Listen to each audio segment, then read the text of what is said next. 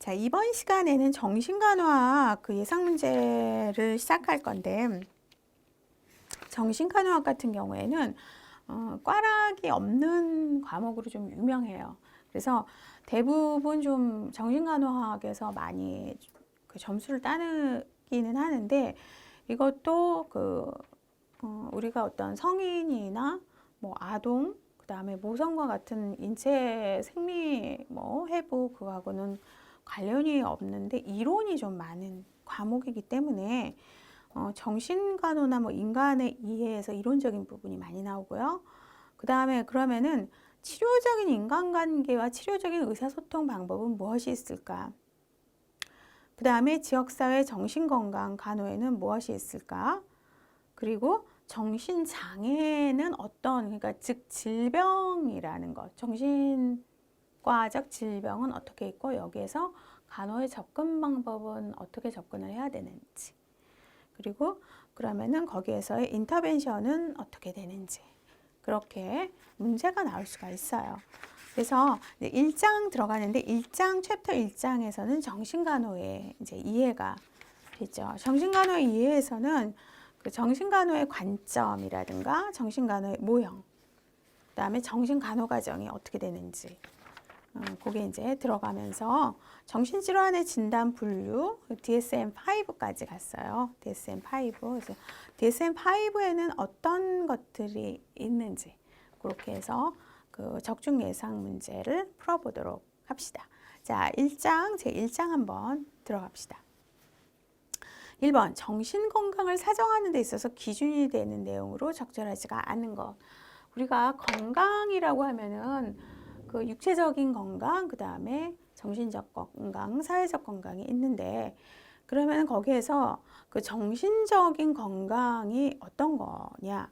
정신 건강을 얘기할 때 지표를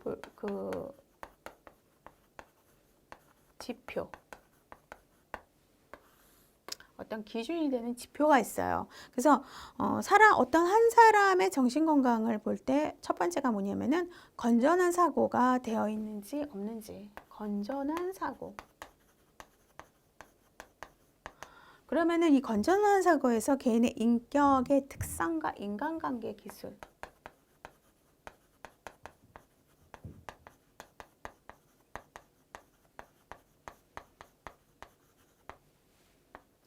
그 다음에 두 번째 보는 게 뭐냐면은요, 통합된 정서를 봐요. 통합된 정서.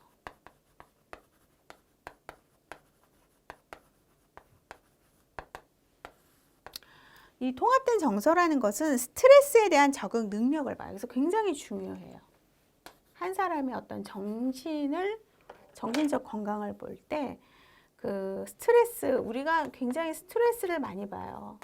많이 받죠?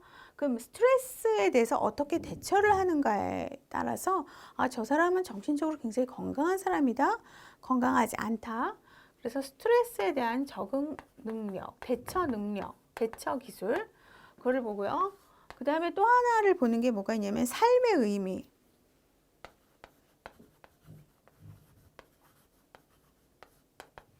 우리나라는 OECD 국가에서 청소년 자살률, 그 다음에 그 성인 자살률, 노인 자살률이 굉장히 높은 나라 중에 하나예요.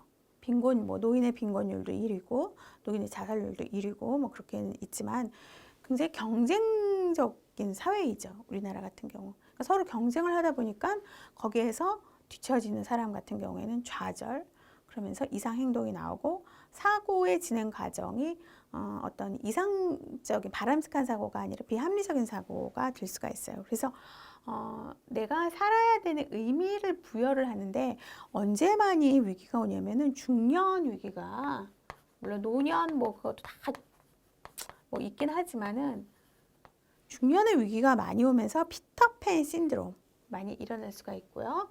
그 다음에 현실을 살아가는 데 있어서 현실은 누구나에게나 극복하기 어려운 문제거든요. 어느 누구에게나. 뭐 부자이건 가난한 사람이건 부자보다 이제 가난한 사람이 더 어려울 수가 있죠. 그러면은 이러한 리얼리티를 극복할 수 있는 능력,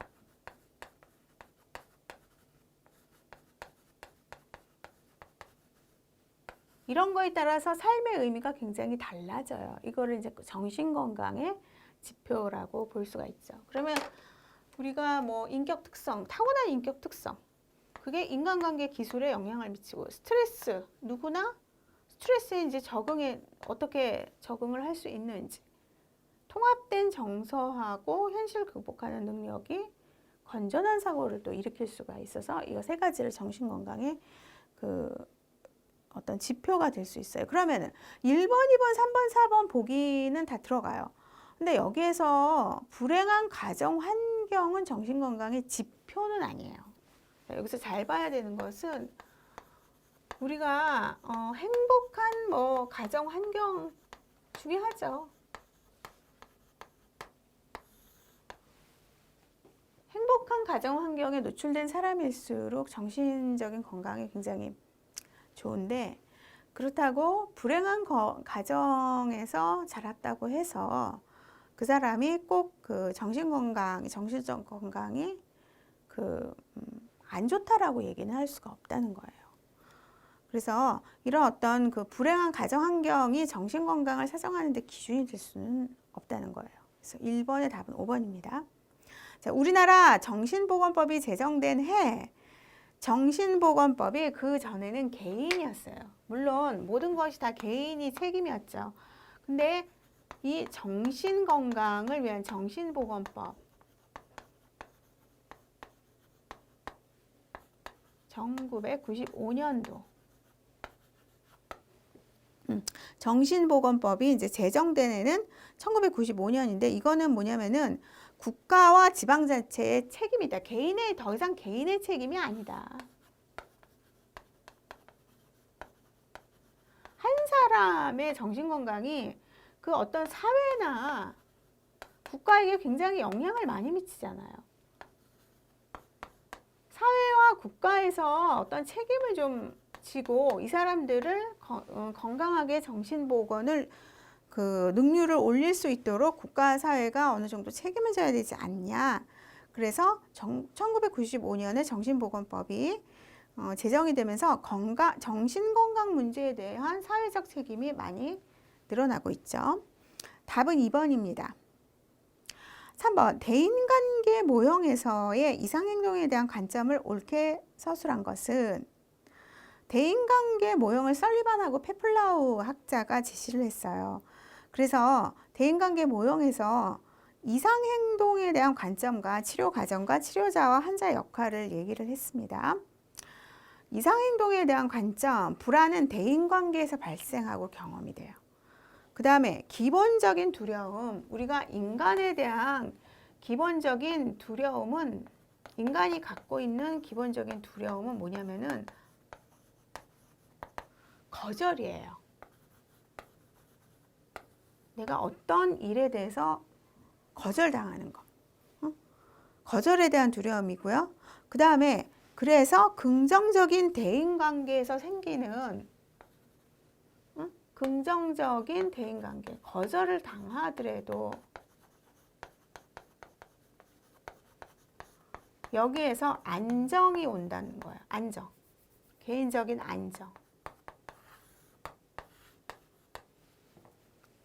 긍정적인 대인관계에서 어떤 안정과 만족이 필요하다. 그러면은 치료 과정은 치료자와 환자와에서의 어떤 신뢰감, 세라피틱 상호작용이라고 그래갖고 치료적 대인관계.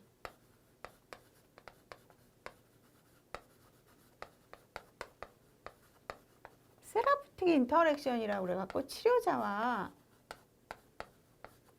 환자 간의 신뢰감이 굉장히 중요해요.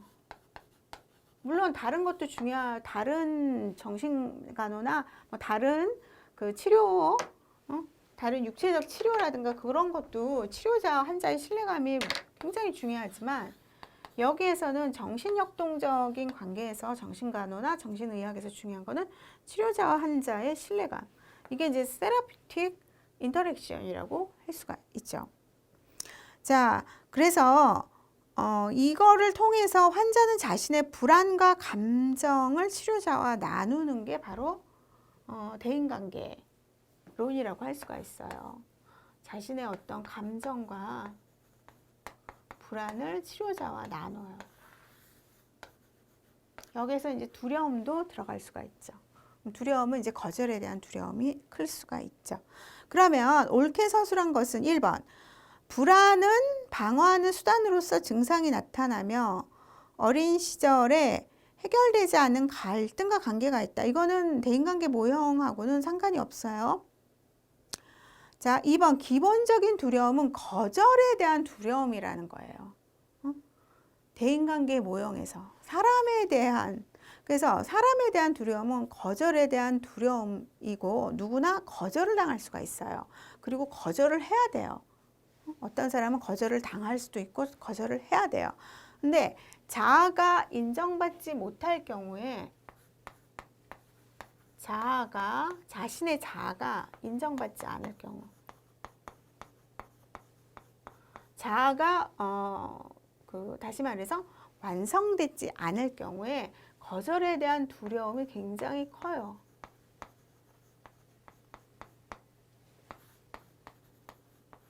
저 사람한테 내가 거절당하면 어떡하지? 거절에 대한 두려움이 굉장히 크다. 이 일을 어떻게 내가 어플라이 했는데 이게 거절당하면 어떡하지? 그래서 아예 시도조차 못하는 사람들이 있어요. 이런 거는 그 자아가 인정받지 못할 때, 안정되지 않을 때 불안이 형성이 되는 거죠. 그래서 2번이에요. 자, 3번, 4번, 5번, 1번보다 대인관계, 썰반과 페플라우가 제시한 대인관계 모형에서 기본적인 두려움은 거절에 대한 두려움이다. 내가 어떤 사람하고 인터랙션을 했을 때 그 사람이 나를 거절할까 봐 프로포즈조차도 못하고 그 사람에 대한 어떤 그 다가감조차 못하는 게, 이런 거는 이제 자아가 인정받지 못하는 사람들한테 불안이 많이 형성이 되는 거죠. 그렇다면은 우리가 챕터 2장으로 한번 넘어가면서 인간의 사고, 인간의 어떤 정신적인 생각에 대한 거는 어떻게 이게 나올 수 있을까? 인간에 대한 사고에 대해서 한번, 인간의 이해. 그러면은 정신역동학적 이해가 있어요. 정신분석학적 이해. 프로이드. 그렇다면 방어 기제를 어떻게 사용을 하는지, 자기 불안에 대처하는 방어. 그 다음에 에릭슨의 그 심리사회학적 혹은 사회심리학적 단계 피아제의 인지발달, 여기서 이제 설리반의 대인관계 이론이 나오고요. 그 다음에 메슬러의 6구단계 이론이 나옵니다. 그래서 챕터 2장은 굉장히 많이 나오는 문제 중에 하나예요. 정신간호학 국가고시에서 2장 문제는 많이 나옵니다. 자, 2장 한번 풀어보도록 하겠습니다. 2장의 1번, 무의식에 대한 설명으로 옳지 않은 것은 1번, 의식화되지 않는 상태가 무의식이죠. 2번, 행동을 결정하는데 상당히 큰 영향을 주는 게 무의식이에요. 무의식. 의식이 아니에요. 무의식적으로 잠재되어 있는 무의식. 행동을 우리가 결정하는데 굉장히 중요한 요소예요. 영향을 주고요. 자, 4번 먼저 봅시다. 사고를 형성하는 데 영향을 주죠. 사고를 형성하고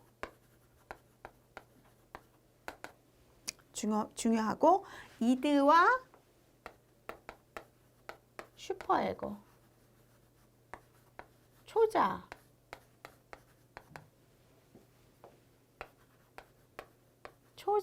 형성하는데 무의식이 상당히 큰 영향을 준다는 거예요. 근데 3번 보세요. 노력하면 자신과 주위 환경을 인식할 수 있는 상태? 아니죠. 무의식은요, 노력한다고 해서 인식할 수 있는 상태가 아니에요. 무의식은 잠재되어 있는 거라고 그랬죠?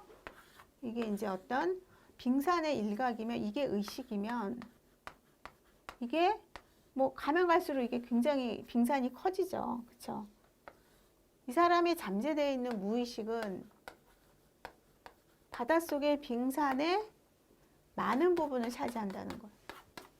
그래서 행동을 결정하고 사고를 형성하고 이드와 슈퍼에고를 형성을 하는 게 바로 무의식이에요. 잠재되어 있는 무의식. 자, 그래서 3번이에요. 노력한다고 해결되고 뭐 주위 환경을 뭐 인식하는 게 무의식이 아니라는 겁니다. 자, 2번 에릭슨의 정신사회적 발달 이론에서 영아기에서 청소년까지 연령에 따른 발달 업무 순서로 옳은 것은 이런 어떤 단답형은 다른 보기를 보지 말고 외워야 되죠. 먼저 신뢰감, 그 다음에 자율성, 그 다음에 주도성, 근면성, 자아정체감. 영아기에서 청소년기까지예요.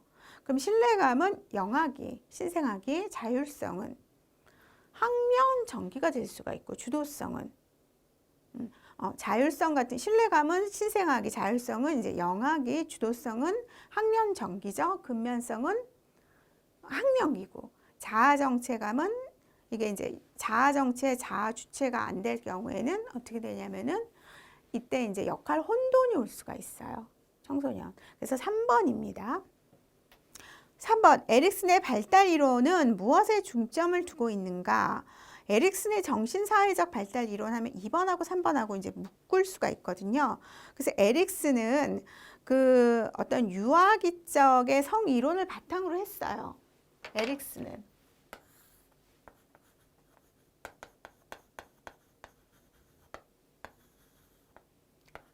그 프로이드의 성 이론을 바탕으로 해서 사회 심리학적 이론을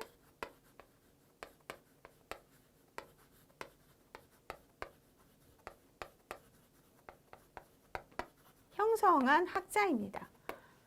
그래서 어디에 이제 중점을 뒀냐면 인간관계와 어머니의 관계보다는 인생의 전 과정에 미치는 인생의 전 과정에 미치는 정신 사회 발달이 어떻게 되는지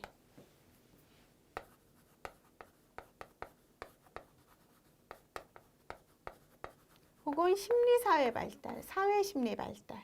그래서 여기서 사회심리 혹은 심리사회 이거를 얘기한 사람이 바로 에릭슨이에요.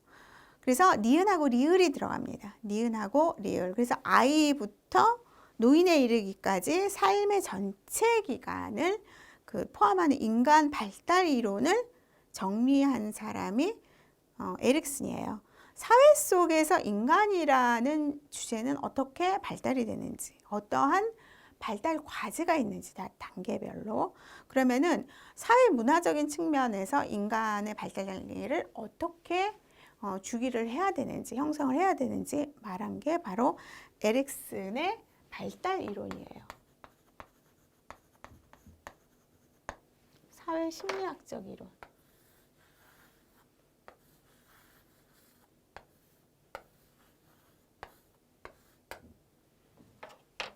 답은 3번이 되겠죠?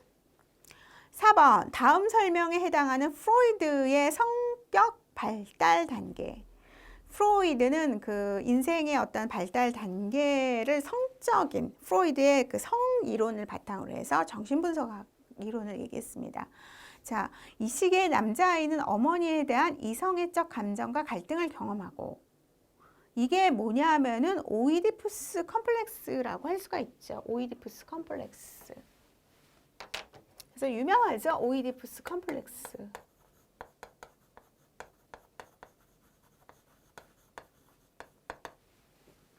엄마에 대해서 남자애 같은 경우에는 엄마에 대해서 굉장히 이성애적 감정과 그 어떤 갈등을 경험하는 거예요.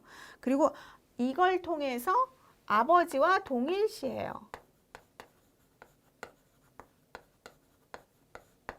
이게 프로이드 같은 경우에는 파일릭 스테이지라고 그래갖고 남근기. 그래서 오이디푸스 컴플렉스하고 남근기. 그래서 아버지와의 동일시를 함으로써 초자아를 형성해요.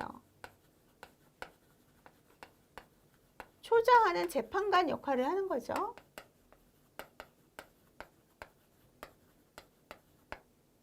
그래서 이때 초자아가 잘못 형성이 되면 이제 범죄자가 되는 거예요. 오이디푸스 컴플렉스 3세를 중심으로. 그래서 그때가 이제 3세, 5세인데 이제 이때가 이제 팔릭 스테이지 오이디푸스 컴플렉스. 그러면서 성 역할 태도를 발달시키고 부모의 가치와 규범 등을 내면화하게 된다라는 거. 부모의 가치와 규범. 부모의 가치와 규범. 범죄자가 되지 않기 위해서는 그 부모의 가치 이때 잘 가르쳐야 된다. 해야 될 것과 하지 말아야 될 것. 이때 형성이 되지 않으면은 이제 범죄자가 된다. 이런 거를 얘기한 게 이제 프로이드죠. 프로이드. 그래서 어떤 성적 발달을 통해서 인간의 어떤 성격 형성을 얘기하는 게 정신분석학적 이론인데 오이디푸스 컴플렉스, 남근기, 그 다음에 아버지와의 동일시, 남자아이 초자아 형성하는 단계. 요거 그래서 4번은 별표를 한 2개 정도 치셔야 됩니다. 문제 4번의 답은 3번이에요. 자, 그러면 4번하고 5번을 섞어서 한번 우리가 보셔야 돼요. 남근기의 특징으로 옳은 것. 남근기의 특징. 자, 동일시를 통한 거세 불안 극복, 성 역할 학습, 오이디푸스 컴플렉스 다 들어가죠? 그렇죠? 동일시 들어가면서 성 역할 학습이 또 들어가죠. 성 역할 학습. 아, 아버지는 어떤 역할을 하는구나.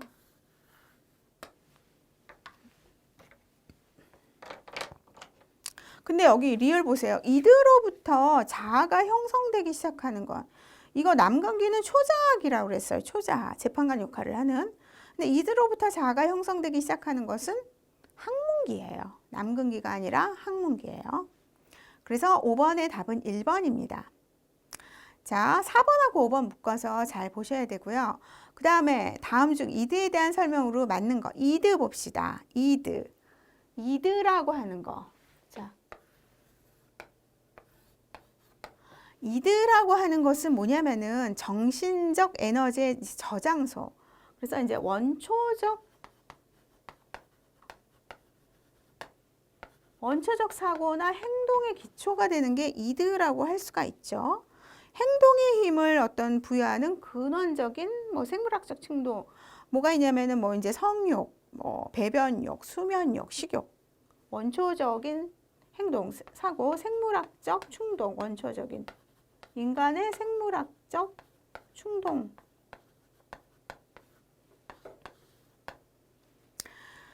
그래서 요게 이제 그 무의식에 속하죠. 이드는 무의식에 속한다 그랬어요. 생존 초기부터 시작이 되는 게 이드예요. 그래서 태어나자마자 애들한테 이렇게 이제 빨기 반사가 들어가는 거죠. 포유 반사하고 생물학적 기본 욕구가 포함이 되는 겁니다. 자, 7번도 중요한 거예요. 초자에 대한 설명으로 옳은 것은 자, 슈퍼에고 초자. 자, 3에서 6세 혹은 3에서 5세. 오이디푸스 컴플렉스 남근기.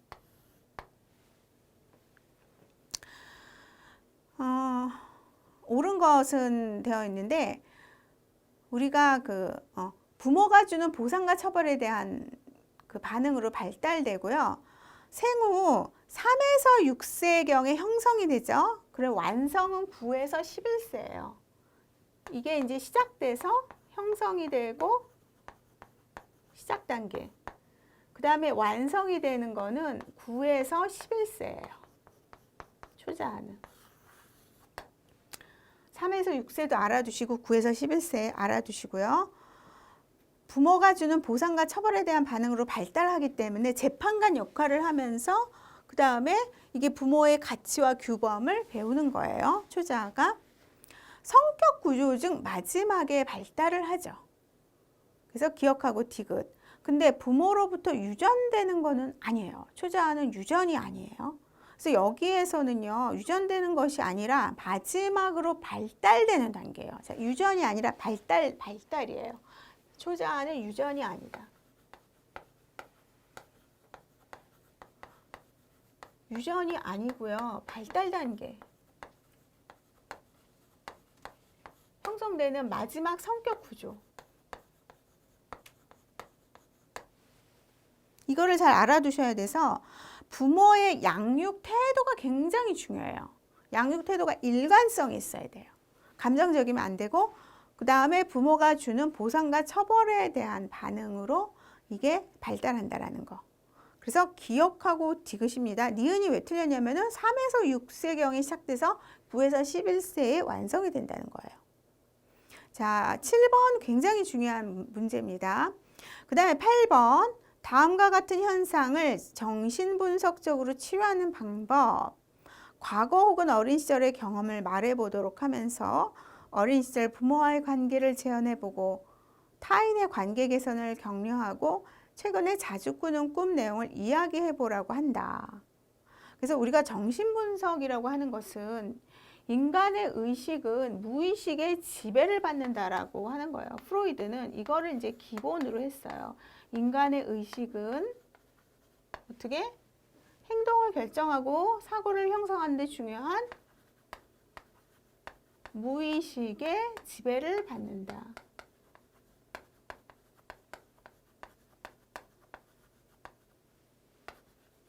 이게 정신분석학적 이론입니다.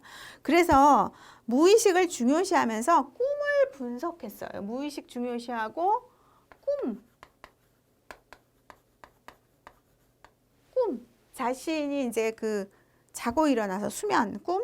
그러면서 이거를 분석하고 자유현상을 도입한 사람이 프로이드의 정신분석학적 이론이에요. 그러면은 8번 같은 경우에는 3번이죠. 그렇죠? 8번 같은 경우에는 3번. 자, 9번에 이제 잠복기에 대한 설명으로 옳지 않은 거. 잠복기, 라텐드라고 하는 것은 이제 6세부터 시작해갖고 12에서 13세까지가 이제 라텐트인데, 이거는 여기에서 잠복기라고 하는 것은 2번부터 한번 봅시다. 잠재된 시기거든요. 잠복기라고 하는 것은. 그러면은 원초와는 약해지고 자아, 초자아가 강력해지는 것. 3번 리비도의 지향 대상은 친구, 특히 동성애 친구에게로 향한다. 그래서 우리가 학령기를 잠복기라고 많이 하죠. 학령기. 잠재기 혹은 잠복기. 그래서 이때는 학령기 때는 이성 친구보다 동성 친구들이 많죠. 끼리끼리. 그러면서 원초와는 약해지고 자아, 초자아가 이제 강력해진다. 그 다음에 리비도의 지향 대상이 특히 이제 동성의 친구에게로 향하고 아동의 에너지가 지적인 활동, 운동, 친구와의 우정 등에 굉장히 집중이 돼요. 친구끼리 다니는 거. 그 다음에 리비도의 신체적 부위는 특별히 한정된 데가 없고 성적인 힘도 이제 잠재된 시기예요. 1번 동일시의 과정이 제한되고 잠복된다. 이렇게 되어 있는데 이거는 1번 같은 경우에는 잠복기하고 이제 이거는 이제 상관이 없는 거죠. 잠복기 같은 경우에는 어떤 이게 이제 고착.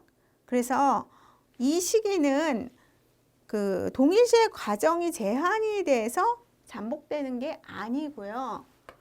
이 오이디푸스 컴플렉스의 시기가 완성이 되는 거예요. 완성이 되는. 완성이 되면서 이게 이제 완성이 되면서 강력해지는 거죠. 자아하고 초자아가 완성이 되고 오이디 컴플렉스가 잠복이 되는 게 아니라 오이디푸스 컴플렉스를 극복하는 시기, 완성하는 시기. 완성하는 시기예요. 그래서 답은 1번입니다. 동일시의 과정이 제한되고 잠복되는 시기가 아니에요. 극복하는 것. 9번 같은 경우에도 잘 알아두셔야 돼요. 자, 여기 우리가 이번 시간은 여기까지 하겠습니다. 자, 그 다음에 이제 10번 자아에 대한 설명으로 옳지 않은 것은 자, 에고가 자아죠. 에고, 자아. 자아에 대한 설명은 요거는 정리를 우리가 하셔야 돼요. 자아라고 하는 것은요, 현실을 감지해요. 그리고 현실에 맞도록 행동을 조정을 해요. 그러니까 자아가 불안하면은 굉장히 안 좋은 거고, 그 다음에 의식의 대부분을 차지해요. 의식의 대부분. 우리가 의식이 있으면은 이게 이제 여기가 의식이잖아요. 의식의 대부분을 차지한다는 거.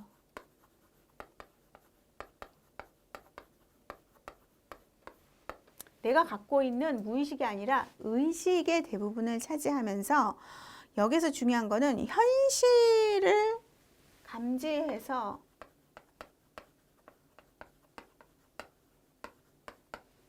현실에 맞도록 행동하는 거.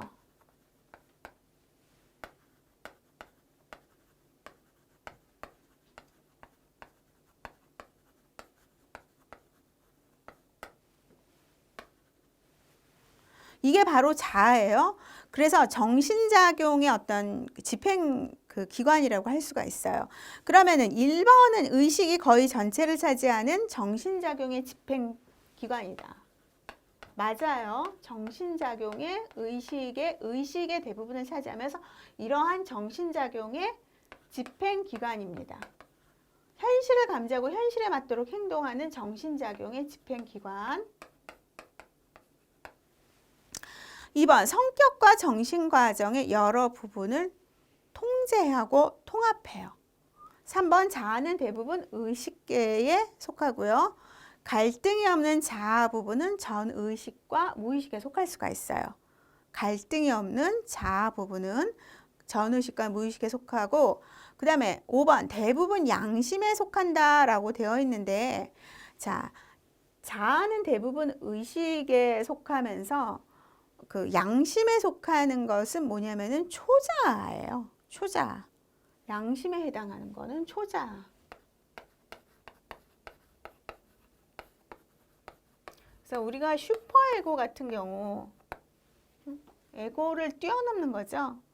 그래서 양심 같은 경우에는 초자하지 자아하고는 없어갖고, 이때 이제 규칙, 재판관,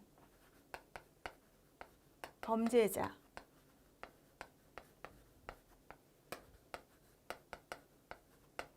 우리 사이코패스를 보면은 초자가 형성되지 않은 사람들이에요. 그래서 사람을 죽이고 사람에 대해서 함부로 행동하는 사람, 공격성이 있는 사람들 같은 경우, 이런 범죄자들 같은 경우, 연쇄살인범, 사이코패스, 이런 사람들은 양심이 없어요. 양심이 굉장히 결여된 사람들이죠. 그래서 재판관 역할을 못하는 거, 이거는 초자예요. 초자. 3에서 6세에 형성되면 시작돼 갖고 9에서 11세에 완성되는 거. 자, 그 다음에 그 11번 봅시다. 그래서 10번 같은 경우에는 이거 굉장히 중요합니다. 자아를 잘 알아두시고, 양심은 초자합니다. 자아가 아니에요. 그래서 겉으로 보면 굉장히 멀쩡한 사람 같은데, 뭐 연쇄살인범이나 뭐 사이코패스 같은 경우에는 전혀 양심의 거리낌이 없어요. 자기가 사람을 죽이고, 뭐 남편을 죽이고, 뭐 아이를 죽이고, 뭐 모르는 불특정 다수를 죽이는 사람에게 양심이 발달되지 않는 거죠. 자, 11번, 간호사를 미워하는 환자가, 간호사를 미워해요. 어떤 환자가. 왜 미워하는지. 근데 그 간호사가 자기를 미워한다고 하는 거, 방어기제. 이러한 이제 방어기제, 불안에 대한 반사작용이 이제 방어기제라고 할 수가 있어요. 이런 거를 이제 투사라고 하죠. 투사. 그래서 우리가 방어기제에 대한 사례가 많이 나옵니다.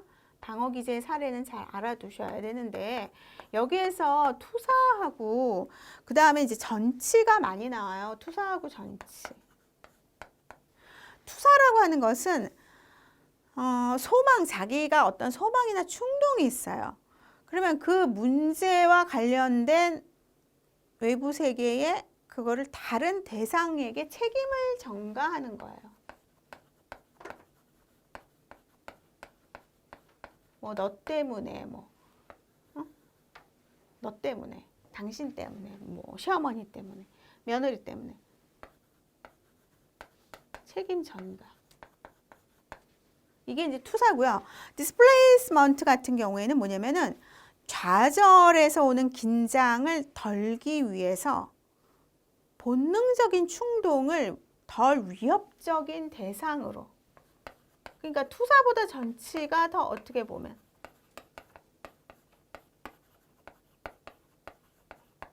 본능적인 위협, 본능적인 이제 충동이라고 할 수가 있죠. 본능적인 충동을 덜 위협적인 대상으로 옮기는 거. 이거는 다른 대상이에요. 다른 대상. 이거는 덜 위협적 대상. 좀 만만한 사람한테. 이런 사람들 있죠. 자, 그래서 투사 같은 경우에는 어떤 소망이나 충동을 타인이나 그 문제와 관련된 외부 세계의 어떤 대상에게 책임을 전가하는 거죠. 그래서 11번 같은 경우는 2번이에요. 2번. 소망이나 충동. 그리고 이제 전치의 뜻과 동일시, 그 다음에 이제 부정, 망상. 근데 망상, 5번의 망상은요, 이거는 그 어떤 사실의 경험이나 논리에 이렇게 그 정정되지 않는 믿음이죠. 그래서 피해망상이나 과대망상, 전혀 일어나지 않은 일이 일어났다라고 하는 거, 조현병에서 이제 많이 일어날 수가 있는 게 망상이라고 할 수가 있죠. 그래서 여기에서 중요한 거는 전치하고 투사를 구별을 하시는 게 좋고요. 그 다음 11번, 다음 중 억압과 억제에 대한 설명으로 맞는 것은, 자, 억압, 억제. 우리나라 말은 억압, 억제 같은 말이라고 할 수 있지만 정신학적으로 봤을 때는 억압하고 억제는 전혀 다른 정신적인 방어 기제인데, 억압은 무의식에 속해요. 억압. 억제는 의식에 속해요. 그래서 억압, 억제. 굉장히 그 어떤 무의식. 그러니까 억압은 무의식이면서 굉장히 자동적이에요. 자동적인 방어 기제죠. 억제도 하나의 방어 기제라고 할 수가 있는데, 이거는 의식적으로 용납되지 않는 기억을 잊거나 의식적으로 짓누르는, 그러니까 의식적으로, 이거는 무의식적인 방어 기제고, 이건 의식적인 방어 기제. 의식적인 방어 기제. 일부러 기억하지 않는 거. 기억이 나는데 일부러 기억하지 않는 거. 그런 거를 이제 억제라고 할 수가 있죠. 그래서 답은 2번입니다. 만약에 누구 사랑하는 사람으로부터 이제 실연의 상처로 아팠던 기억이 나요. 실연의 상처로 아팠던 기억을 자꾸만 잊으려고 하는 건 뭘까요? 억압일까요? 억제일까요? 억제죠. 그렇죠? 자, 13번. 그러면은 이미 기억에 저장되어 있는 개인에게 중요한 정보를 갑자기 회생시키지 못하는 장애에 해당하는 거. 자, 12번, 13번도 굉장히 중요한 건데, 우리가 기억에 저장되어 있는 개인에게 중요한 정보를 갑자기 회생시키지 못하는 장애. 자, 이런 거를 해리라고 해요. 기억 속에 저장되어 있는데,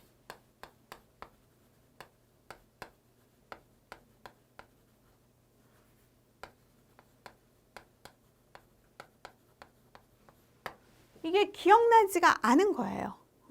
정신장애죠. 갑자기 이거를. 그래서 어떤 단순한 건망증으로는 해결할 수가 없고 설명할 수가 없어요. 그래서 이거는 뇌기능 장애라기보다는 장애도 아니고 어떤 단순한 건망증이 아니에요. 당연히 기억 속에 저장되어 있어야 될 일들이 갑자기 생각나지 않는 거, 회생시키지 못하는 장애, 그런 걸 해리라고 하는 거죠. 그래서 1번 한번 보세요. 신호조작증. 새로운 말을 자기가 만들거나 몇 개의 단어를 압축시키는 것. 우회증. 이거는 부수적이고 우발적인 생각을 어지럽게 연결을 시켜요. 일단은 결론에, 목적한 결론에 도달을 하지만, 그 다음에 작화증이라고 하는 것은 기억 손실을 메우기 위해서 사실을 꾸며내요. 작화증. 거짓말 하는 거죠. 기억 상실이 있는데 분명히 있는 사실, 팩트를 꾸며내는 거. 전혀 기억하지 못하면서 사실을 거짓말로 꾸며내는 것이 작화증인데 이건 하나의 정신장애예요. 정신장애. 그 다음에 5번 다면성 인격. 자, 이건 굉장히 위험한 거죠. 한 사람 속에 둘 또는 그 이상의 서로 다른 인격이 존재하는 거. 그래서 어떤 정신적인 충격을 받고 나서 정신적인 충격이 계기로 이 인격에서 한 인격에서 다른 인격으로 가는 거예요. 다면성 인격.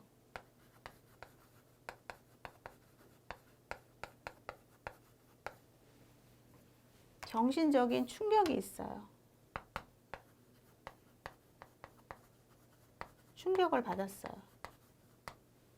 하나의 인격에서 하나의 인격이 있으면 이게 전혀 다른 인격으로.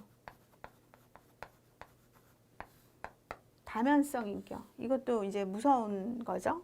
무서운 하나의 정신장애가 될 수가 있습니다. 그래서 챕터 2장 같은 경우에는 어떤 방어 기제, 그 다음에 자아, 초자아, 그 다음에 잠복기, 오이디푸스 컴플렉스 해갖고 굉장히 이쪽에서는 문제가 많이 나오니까 잘 정리를 하시길 바랍니다. 자, 그렇다면 이러한 정신 불안과 관련된 여러 가지 정신 기제가 있고 여러 가지가 있다면 성격의 구조를 형성하는 여러 가지 요소가 있다면 3장에서의 치료적 인간관계와 의사소통은 무엇일까? 한번 봅시다. 치료적인 인간관계와 의사소통. 우리가 의사소통하면은 언어적 의사소통하고 비언어적 의사소통이 있어요. 비언어적 의사소통이 더 중요한 거죠. 어떻게 보면. 자, 인간관계를, 이런 정신장애가 있는 사람들을 치료적으로 인간관계를 만들려면 어떠한 중재가 이제 필요한지. 자, 그래서 언어적 의사소통과 치료적 의사소통이 있다면 치료적 의사소통에 예가 많이 나올 수가 있어요. 여기에서는 예가. 그러면 1번 한번 봅시다. 자, 3장 같은 경우에는 이제 지문이 많이 길어지는 문제예요. 이 씨는 39세의 기술자로 직장에서 해고당한 후 매우 위축되고 비활동적인 양상을 보여 입원하였다. 해고를 당했는데 위축이 됐어요. 그리고 비활동적인 양상을 보였어요. 그는 병실에서 뚫어지게 응시하면서 방바닥에 앉아있곤 하였다. 그러다가 차츰 간호사와 말을 하게 되었으나 그의 내용은 비현실적이었다. 자, 비현실적인 정신적인 장애를 갖고 있는 사람들이 많이 있죠. 정신과에. 간호사의 가장 바람직한 의사소통 방법은 무엇인가? 여기서는 이제 치료적인 의사소통의 방법을 얘기하는 거예요. 그래서 매우 위축되면서 비활동적인 양상, 병실에서 방바닥에 앉아있다. 스키조프레니아죠. 조현병 사례예요. 예전에 정신분열증이라고 그랬어요.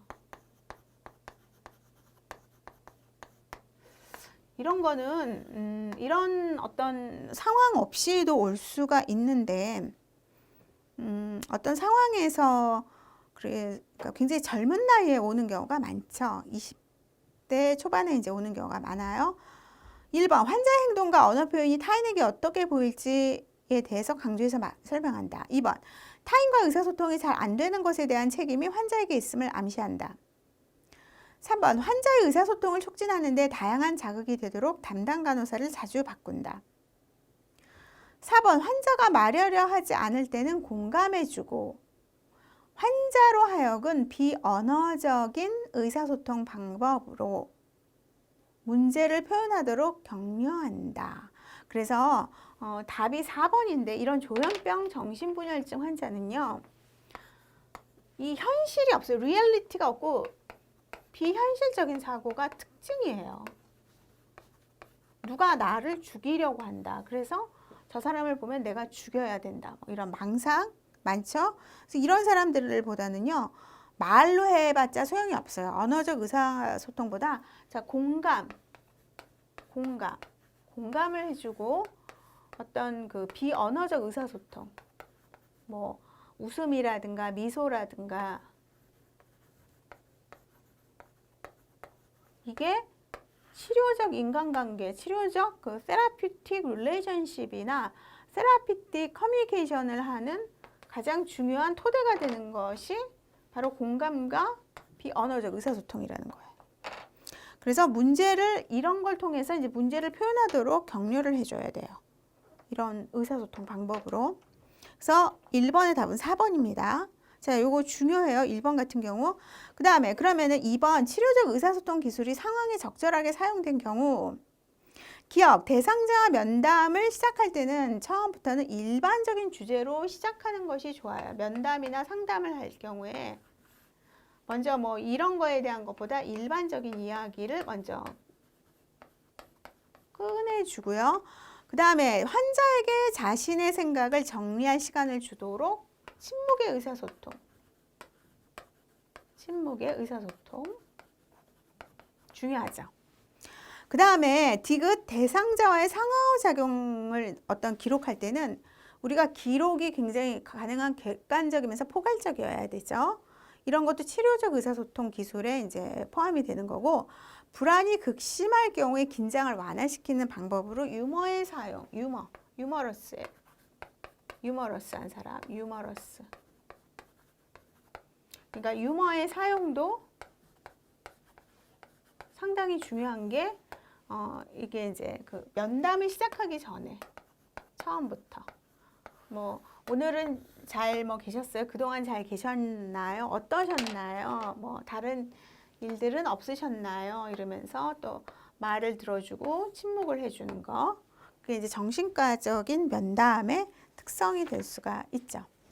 3번 환자와 간호사의 관계 종료 시 주의해야 할 점. 정신간호학적인 측면이에요. 그러면은 정신과 장애를 갖고 있는 환자와 어떤 의사도 마찬가지예요. 관계 종료 시 1번 환자가 매우 현실적이 된다. 2번 환자가 용기를 갖게 된다. 3번 간호사는 친근감을 유지한다. 자, 1번, 2번은 관계 종료 시에 입원했다가 만약에 퇴원을 하는 경우 관계가 이제 종료가 되죠. 환자가 현실적이 될까요? 아니, 힘들죠. 그건. 간호사가, 그러니까 환자가 용기를 갖게 되나요? 쉽지가 않아요. 간호사가 계속 친근감을 유지해서 뭐 전화나 문자 때리면 이제 큰일 나는 거죠. 환자가 독립 단계를 유지하면 얼마나 좋겠어요? 근데 여기에서 중요한 건 뭐냐면요. 환자는 이게 딱 관계가 딱 종료가 되면은 정신과적 환자는 이게 다른 육체적 그 어떤 장애를 가진 환자도 이럴 수가 있는데 상당한 거부감과 거부감 나는 그 다음에 내가 뭐를 해야 될까 다 옆에서 해줬는데 약도 먹여주고 약도 챙겨주고 다 그랬는데 그러면서 우울감이 와요. 이런 거를 관계 종료 시 일어날 수 있는 환자의 반응이에요. 그래서 이런 걸 이제 주의해서 봐야 된다라는 거. 퇴원 시에 요거를 이제 잘 봐야 돼요. 그래서 답은 이제 5번이죠. 그래서 상호관계 하는 시간을 여기서 중요한 건 뭐냐면은 인터랙션 하는 시간을 서서히 줄여가는 게 중요해요. 갑자기 줄이면 안 돼요. 급박하게 줄이면 안 되고 서서히 줄인다. 이게 중요하죠. 자, 그래갖고 이제 답은 5번이 되고, 자, 4번. 치료적인 의사소통의 기법의 특성에 관한 설명 중 가장 옳은 것은 치료적인 의사소통의 세라피틱 커뮤니케이션은요. 1번 환자를 일시적으로 안심시키기 위해서 타에 이른다. 안 돼요. 환자는 가불관계가 아니에요. 자기의 어떤 아이가 아닙니다. 환자 역할을 모두 이야기해준다? 환자 역할 모두 얘기해주면 환자가 할까? 못합니다. 3번 간호사 자신의 가치 판단으로 환자 행동을 판단한다. 이거는 위험한 행동이죠. 자신의 가치 판단. 자신의 가치 판단은 굉장히 주관적인 건데 4번 환자 자신이 문제의 중점을 가지고 이야기하도록 지지해 주는 게 가장 좋아요. 치료적인 인간관계, 치료적 대인관계, 치료적 혹은 커뮤니케이션의 가장 중요한 건 뭐냐면 환자 자신이 문제의 중점을 가지고 환자 자신이 이야기해야 돼요. 환자 자신이 문제의 중점을 갖고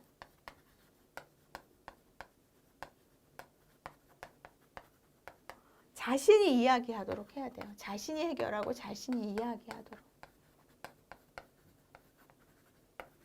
이게 이제 치료적 의사소통 기법의 가장 중요한 거예요. 여기에서 이제 언어적 의사소통, 뭐 비언어적 의사소통. 그래서 이때 이제 서포트를 해주고 5번 환자의 해결 방법을 결정해주면 안 되죠. 결국은 환자 해결 방법은 환자가 알아서 해결을 하게 지지를 해줘야 된다는 거예요. 그래서 답은 4번입니다. 자, 5번 20세 남자 환자가 울먹이는 목소리로 요즘 저는 몸이 너무 안 좋습니다 라고 하자 간호사는 예, 요즘 몸이 안 좋아 괴롭고 힘든가 보군요. 자, 이건 뭐냐면은 리플렉션이라고 그래갖고 반영인데 비슷한 말을 한 거죠. 저 요즘 너무 안 좋아요, 몸이. 그래서 몸이 굉장히 안 좋아요? 이렇게 해서 그대로 따라하는 게 아니라 가능한 한 다른 용어를 사용을 하는 거예요. 환자의 말을 그대로 반복하는 건 아니죠. 그래서 요즘 몸이 안 좋아서 굉장히 괴로우신가요? 힘드신가요? 이렇게 하는 거, 이런 거를 이제 반영한다라고 하는 거. 가능한 한 다른 용어를 사용해서 관심을 갖고 내가 환자에게, 그러니까 간호사가 환자에게 그 이해를 한다라고 이렇게 인식시켜 주는 거, 태도를 보여주는 거예요. 자, 5번은 이거는 잘 알아두셔야 돼요. 리플렉션, 치료적 의사소통 기법의 하나의 그 방법. 그 다음에 6번, 간호사와 환자의 치료적인 의사소통의 장애 요인. 자, 1번, 환자가 표현한 감정을 파악하여 환자에게 되물어 본다. 환자가 이야기를 정확하게 이해했는지 확인해 본다. 4번, 말없이 환자 옆에 앉아 있는 것도 좋은 거죠. 그 다음에 환자가 이야기하도록 지지하고, 근데 3번 보세요. 환자가 이야기할 영역을 간호사가 결정해 주는 것은 이거는 충고예요. 충고. 자신이 이야기하도록 해야지 간호사가 결정하는 것은 이거는 이제 충고라고 할 수가 있죠. 그래서 치료적인 의사소통의 장애 요인 충고입니다. 환자 영역을 결정해 주는 거. 답은 3번이에요. 자, 7번 봅시다. 문을 응시하며 두려워하는 환자와의 치료적 대화. 이거는 문을 응시해서 두려워한다. 환각 환자. 뭔가 어떤 말이 좀 이상해지면서 환자가 전혀 다른 감각을 느끼는 게 이제 환각 환자라고 할 수가 있죠. 이런 환자들에게 환자가 어떤 컴플레인을 할 때 무조건 부정하면은 안 돼요. 절대로 부정하면 안 되고 말의 앞뒤를 이어주면서 그 다음에 이제 조명 같은데 그런 어떤 자극을 주는데 유의를 해줘야 돼요. 무언가 당신을 산만하게 하는군요. 문 쪽에 뭐가 있나요?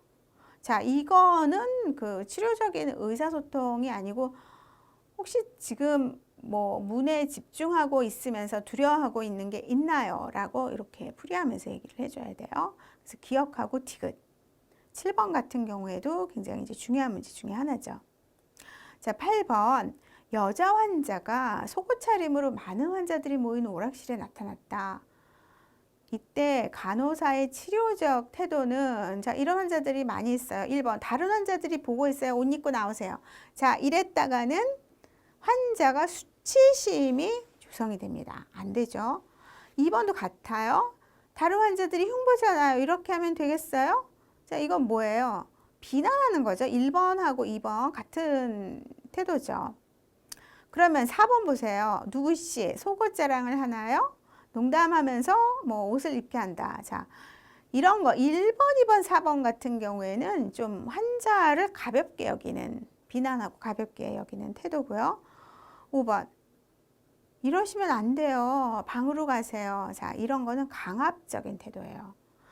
아, 어머, 속옷 차림이시네요. 제가 옷 입는 것을 도와드리겠습니다. 이런 게 이제 환자로 하여금 뭐예요? 현실감을 느끼게 해주면서 도와주고자 하는 거. 현실감을 느끼게 해주고요. 그 다음에 이거를 통해서 어떤 치료적 관계를 조성을 하면서 지지를 해줘야 돼요. 지지를 해주고 조성을 해줘야 돼요. 그래서 답은 3번입니다. 이런 8번 같은 사례형 문제가 상당히 많이 나오죠. 이러한 케이스가 많이 있다라는 사례형 문제. 그러면 9번 치료적 의사소통의 기본이 되는 거는 신뢰감이에요. 그래서 1번 환자와 신뢰감을 형성하는 것이 가장 기본적인 거고, 그 다음에 간호활동을 보면은 대상자와 함께 수행해야 되죠. 자, 10번 의기양양하고 공격적인 환자를 간호할 때 간호사의 태도로 옳은 것은, 자, 의기양양하고 공격적인 환자는요, 부드럽고 엄격한 태도로 말해야 돼요. 의기양양하고 공격적인 환자는 단호하고 강한 어조로 말하면 안 되고요. 2번 비판적이고 딱딱한 태도로 말해도 안 돼요. 관심을 주지 않으면 안 되고 무조건적으로 또 수용하는 것도 안 좋아요. 부드러우면서 엄격한 태도. 부드러우면서 엄격한 태도. 그래서 10번도 이것도 굉장히 중요하죠. 온건하면서 확고하다라는 거 다르게 이제 이렇게 표현할 수가 있죠.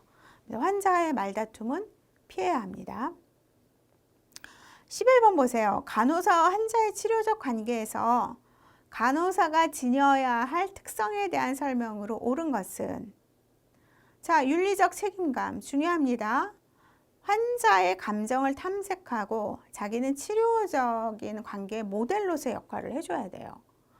그리고 좋은 가치관을 정립을 하면서 또 이타주의라든가 그 다음에 자기인식이 굉장히 중요하죠. 그래서 정신과에 가는 간호사들은 상당히 훈련을 많이 받은 고도의 트레이닝을 받은 간호사들이 많이 가야 돼요. 답은 5번 기억, 니은, 디귿, 리을이 다 포함이 됩니다. 12번 매사에 우유부단하고 스스로 결정을 잘 내리지 못하는 여고생을 간호하는 간호사가 갖춰야 할 태도. 자, 이럴 때 인내성을 갖고 있어야 되고요. 자, 청소년이죠. 일관성 있어야 돼요. 그 다음에 안정성이 있어야 되면서 어떤 그 독립성을 이끌어 줄 수 있는 리더십, 지도력이 필요합니다. 기억, 니은, 디귿, 리을 다 들어갑니다. 13번 입원 중인 남성이 밤에 잠들지 못하고 복도를 서성이다가 간호사에게 다가와 죽고 싶어요. 살 의미가 없어요. 라고 말할 때 이 환자의 적절한 의사소통은 죽고 싶다고 얘기하는 사람은 언젠가는 자살의 시도를 할 수 있는 가능성이 높은 환자라고 봐야 되죠. 2번 그래도 죽지는 않을 거예요. 3번 오늘 날씨가 참 맑군요. 2번 같은 경우에는 일시적 안심 이런 거 소용없어요. 3번 오늘 날씨가 참 맑군요. 이런 거는 스테레오타입이라고 해갖고 굉장히 상투적인 반응이라고 할 수가 있죠. 4번 참 잘 생각하셨어요.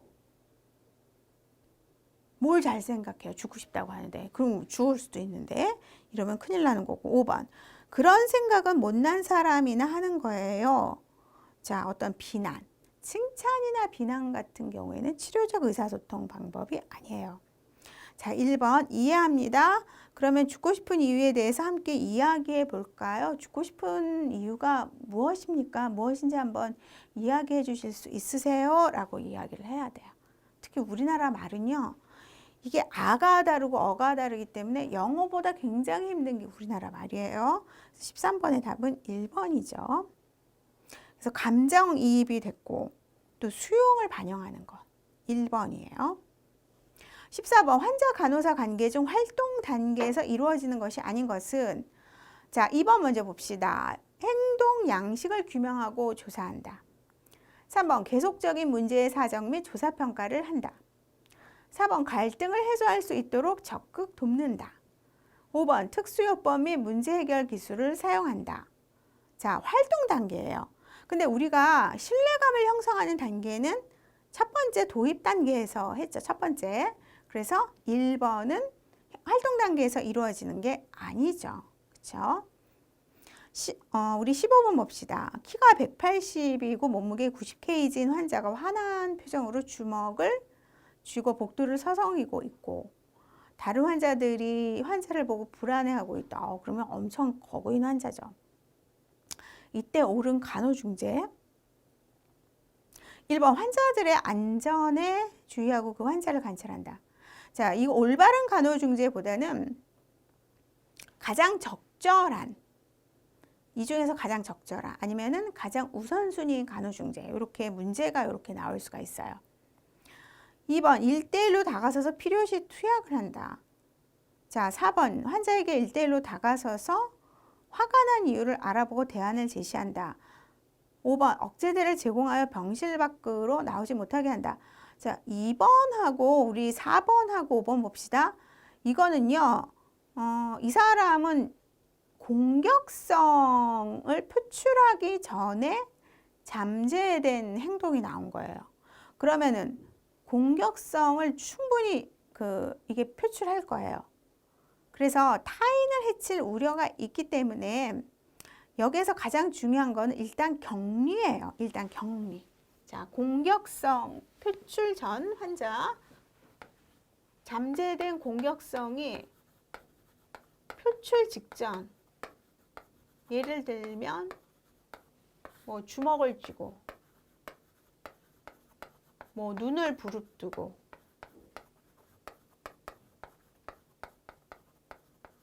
뭐 이런 여러 가지.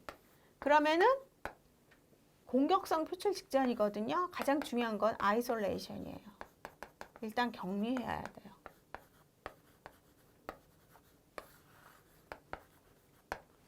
다른 사람과 다른 사람이 불안해하면은 일단 다른 사람하고 이렇게 딱 떼어 넣어야 된다는 거지. 그리고 화가 난 이유에 대해서 알아봐야 되고요. 그 전에 이제 환자가 분노한 원인을 이제 파악하는 것.